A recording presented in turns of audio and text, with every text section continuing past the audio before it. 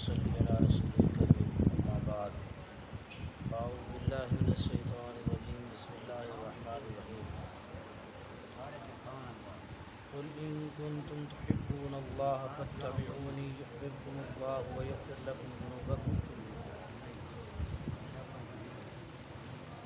صدق اللہ العلی العظیم۔ کفار کے ساتھ دوستی اور تعلق، موالات کا تعلق، دلی محبت، اس سے منع کیا گیا، اور پھر یہ بتایا جا رہا ہے کہ محبت کس سے کرنی ہے۔ اصل محبت ہے اللہ تبارک و تعالیٰ سے، اور اس کا پتہ کیسے چلے گا؟ اس کا پتہ چلے گا اطاعت رسول سے، نبی علیہ الصلاۃ والتسلیم کی اطاعت سے۔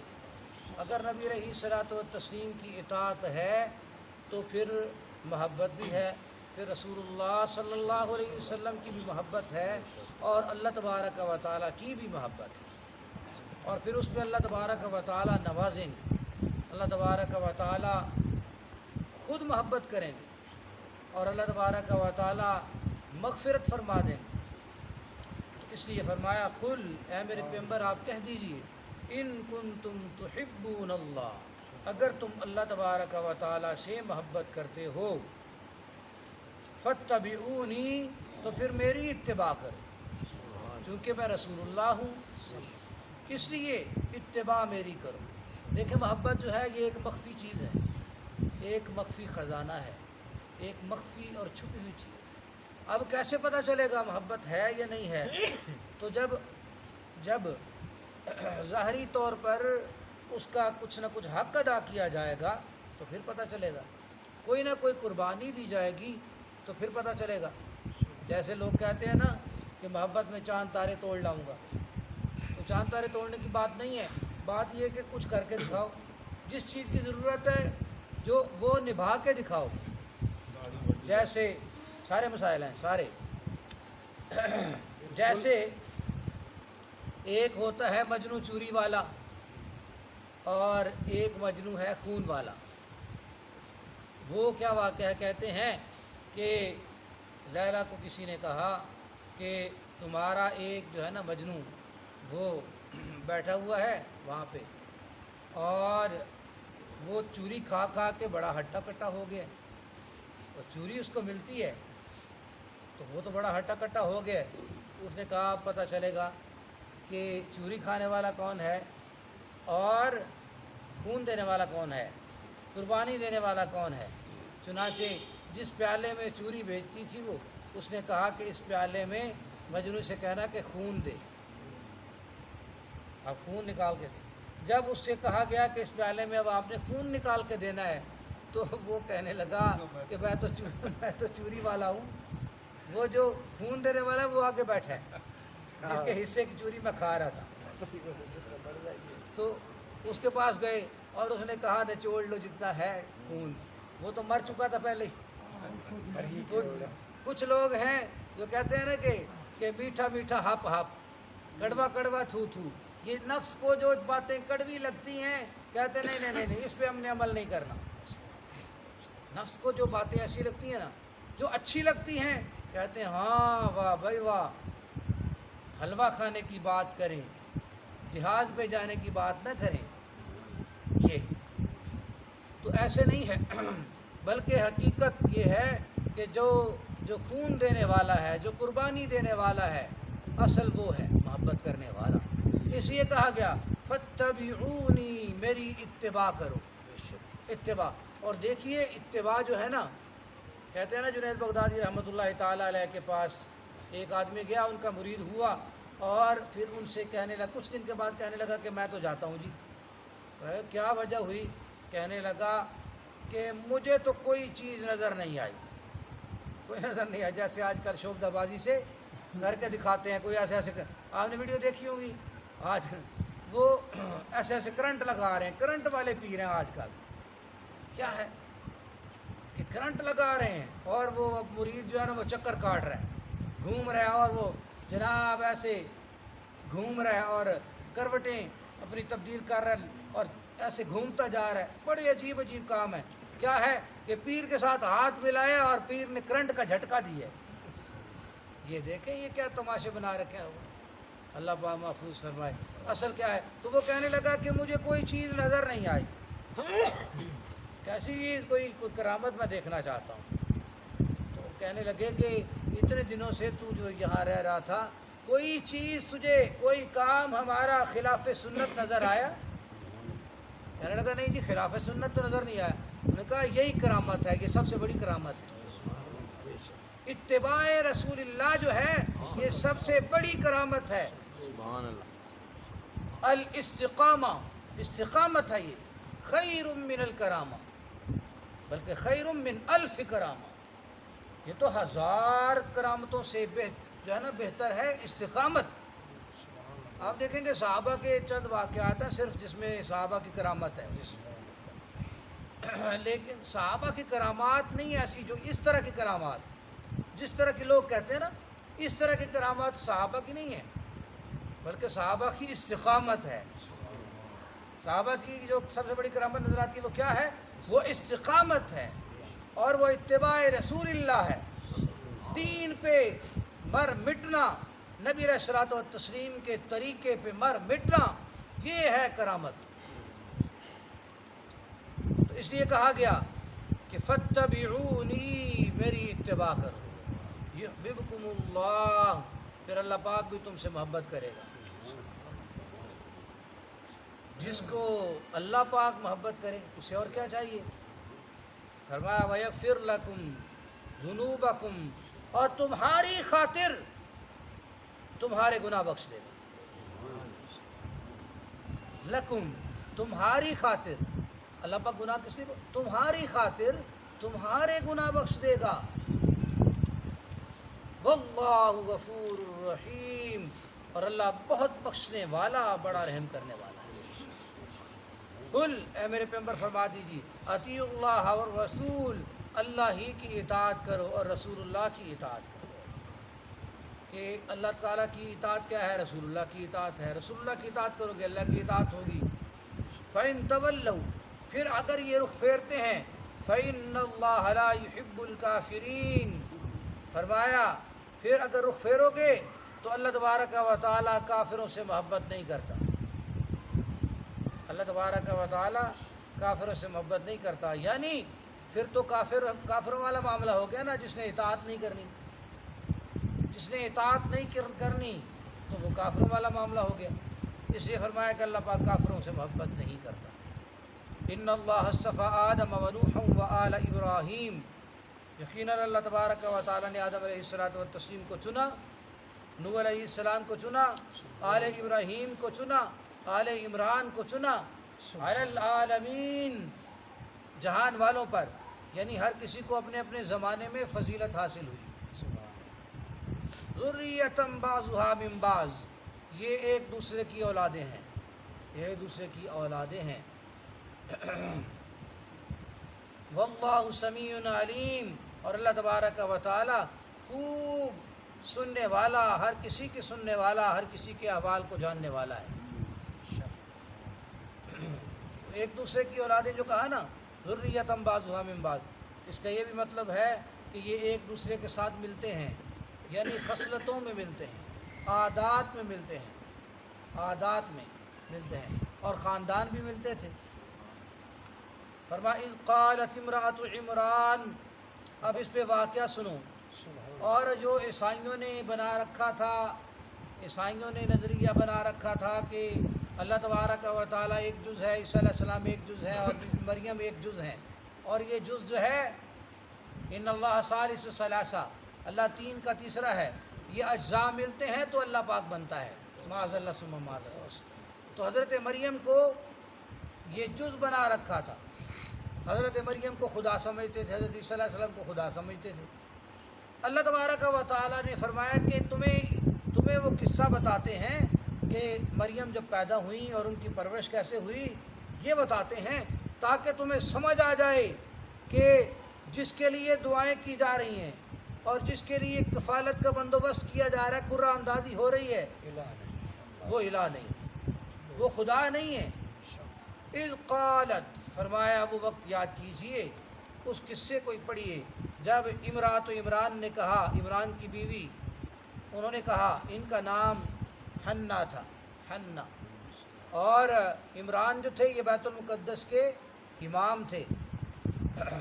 ربی انی نذرت لک ما فی بطنی محررا فتقبل منی، اے میرے پروردگار، عمران فوت ہو گئے تو کہنے لگیں کہ اے میرے پروردگار، اب جو بھی بچہ ہوگا تو میں اسے آزاد کر دوں، میں اسے آزاد کر دوں گی۔ یہ آثار محسوس ہو گئے نا جب کہ بچے کی ولادت ہوگی، آثار محسوس ہوئے، تو اس لیے کہنے لگیں کہ یہ آزاد ہے۔ ذہن میں یہ تھا کہ لڑکا ہوگا تو اس کو بیت المقدس کی خدمت کے لیے آزاد کر دوں گی۔ فتقبل منی، تو میری طرف سے قبول فرما لے، انک انت السمیع العلیم، بے شک تو ہے سننے والا تو ہی ہے اور جاننے والا تو ہی ہے۔ فلما وضعتها، جب وضع حمل ہوا، قالت ربی انی وضعتها انثی، کہنے لگی ہیں میرے پروردگار یہ تو بچی پیدا ہوئی ہے، میں نے بچی جنی، واللہ اعلم بما وضعت، حالانکہ اللہ تبارک و تعالی خوب جانتا ہے، اللہ تو خوب جانتا تھا کس نے کیا جنا ہے۔ ولیس الذکر کالانثی، اور فرمایا یہاں پہ لڑکا لڑکی جیسا نہیں، یہاں پہ لڑکا لڑکی جیسا نہ ہوتا کہ جیسی یہ بچی ہے اگر بچہ ہوتا تو اس جیسا نہ ہوتا، ایسی برکتوں والی، ایسی رحمتوں والی، ایسی منزلت والی، رفعت والی یہ بچی ہے۔ فرمایا وَإِنِّي سَمَّيْتُهَا مریم، کہنے لگیں کہ میں نے اس کا نام مریم رکھا ہے، وَإِنِّي أُعِيذُهَا بِكَ، اور اے پروردگار میں اس کو تیری پناہ میں دیتی ہوں، وَذُرِّيَّتَهَا، اور اس کی اولاد کو بھی، من الشیطان الرجیم، شیطان مردود کی شر سے۔ اللہ تبارک و تعالی نے دعا قبول فرمائی، اور حضرت مریم کو بھی کچوکا نہ لگا سکا۔ شیطان جو ہے ہر بچے کو کچوکا دیتا ہے، اور وہ کہتا ہے کہ اب بچہ پھر روتا ہے، شیطان کہتا ہے کہ میرا اثر جو ہے نا وہ ہو۔ تو اللہ تبارک و تعالی نے بھی مریم کو بھی بچا لیا، اور ان کے بیٹے عیسیٰ علیہ الصلوۃ والتسلیم کو بھی بچا لیا۔ فرمایا فتقبلها ربها بقبول حسن، اللہ تبارک و تعالی نے بھی طریق احسن اس کو قبول فرمایا، اور وانبتها نباتا حسنا، اور اس کی بہترین پرورش فرمائی، بہترین پرورش کا اللہ پاک نے انتظام کر دیا۔ وکفلها زکریا، اور ان کی سرپرستی کی ہے زکریا علیہ السلام نے۔ زکریا علیہ السلام کون تھے؟ زکریا علیہ الصلوۃ والتسلیم اللہ کے پیغمبر، زکریا علیہ السلام بی بی مریم کے خالو تھے، بی بی مریم کے خالو تھے۔ کلما دخل علیہا زکریا المحراب، جب بھی عبادت خانے میں زکریا علیہ الصلوۃ والتسلیم جاتے، وجد عندها رزقا، دیکھتے کہ بی بی مریم کے پاس تو پھل موجود ہیں۔ کیسے پھل؟ کہ موسم گرما کے پھل موسم سرما میں موجود ہیں، اور موسم سرما کے پھل موسم گرما میں موجود ہیں۔ ایسے بے موسم پھل آ جاتے، اور کوئی لایا بھی نہیں ہے کوئی، یہ یہاں پر موجود ہیں پھل۔ قال یا مریم، پوچھنے لگے ایک دن، انا لکی ھذا، کہ یہ تمہارے پاس پھل کہاں سے آ جاتے ہیں، کیسے آ جاتے، کہاں سے آ جاتے ہیں؟ قالت، فرمانے لگی، ہوا من عند اللہ، یہ اللہ پاک کی طرف سے ہیں، اللہ پاک خود مہربانی فرما رہے ہیں، خود اللہ پاک جنت سے بھیج رہے ہیں۔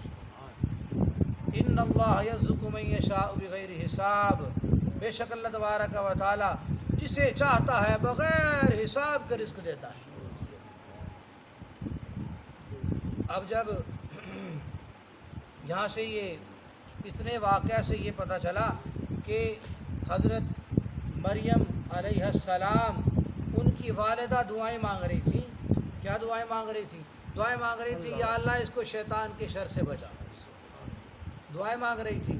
اور پھر بچی، معصوم بچی، وہ بالکل اس کو پتہ نہیں تھا کہ اب میرے ساتھ کیا ہو رہا ہے، اور بچی یتیم بچی اس کی پرورش کا مسئلہ پڑا ہوا، اور اس کی پرورش کے لیے پھر قرعہ ڈالا گیا، اذ یلقون اقلامہم ایہم یکفل مریم، کہ مریم کی کفالت کون کرے گا۔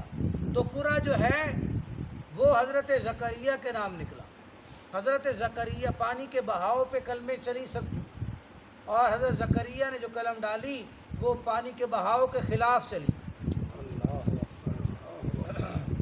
اللہ کی قدرت ہے۔ تو کرامات اولیاء تو برحق ہیں، کرامات تو برحق ہیں۔ یہ بھی پتہ چل رہا حضرت مریم علیہ السلام ولیہ تھیں اللہ کی، اور بے موسم پھل آ رہے ہیں۔ کرامات اولیاء کی کرامات یہ تو برحق ہے، کیونکہ کرامت کا معنی یہی ہے کہ طاقت اللہ پاک کی ہوتی ہے۔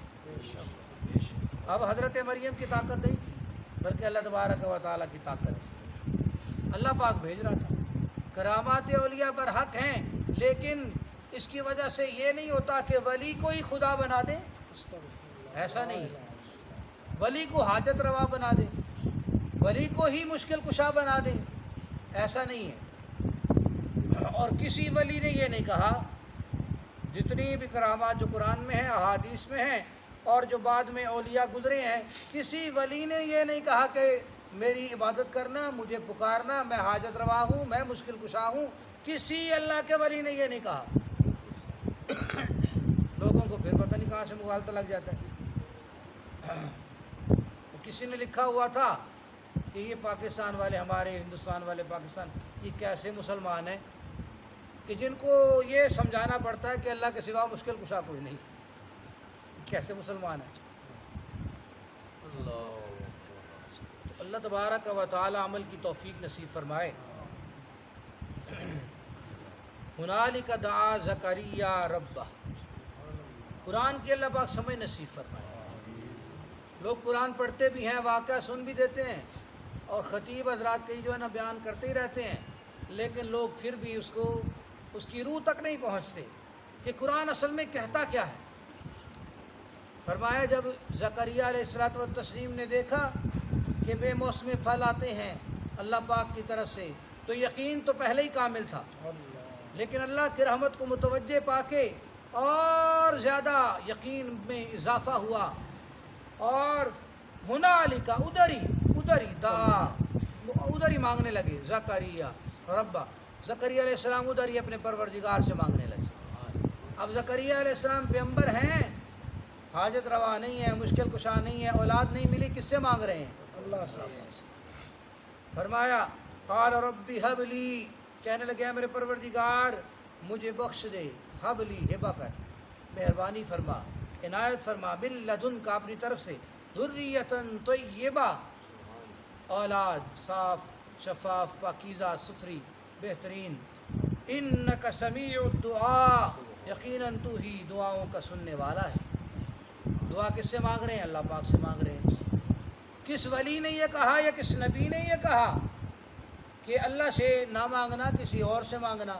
یا اللہ سے بھی مانگ لینا اور ولیوں سے بھی مانگ لینا، انبیاء سے بھی مانگ لینا۔ کس نے کہا؟